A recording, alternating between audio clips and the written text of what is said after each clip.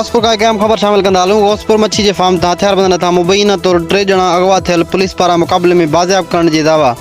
तफ़सील मूजिब गौसपुर मां मच्छी जे फार्म तां हथियारबंदनि तां मुबैना तौर अगवा थी वियल मच्छी फार्म जा चौकीदार फैसल मीराणी, अलीजान मीराणी ऐं इरफान मीराणी खे कंदकोट पुलिस दुरानीमर जे कचे वारे इलाइक़े मां मुक़ाबले में बाज़ियाब करण जी दावा कई आहे। नज़र निकितो ॿीहरों खे आगाह कंदा हलूं जीअं त गौसपुर जे मच्छी फार्म तां हथियारबंदनि तां मुबैना तौर अगवा थियल 3 ॼणा पुलिस तां बाज़ियाब।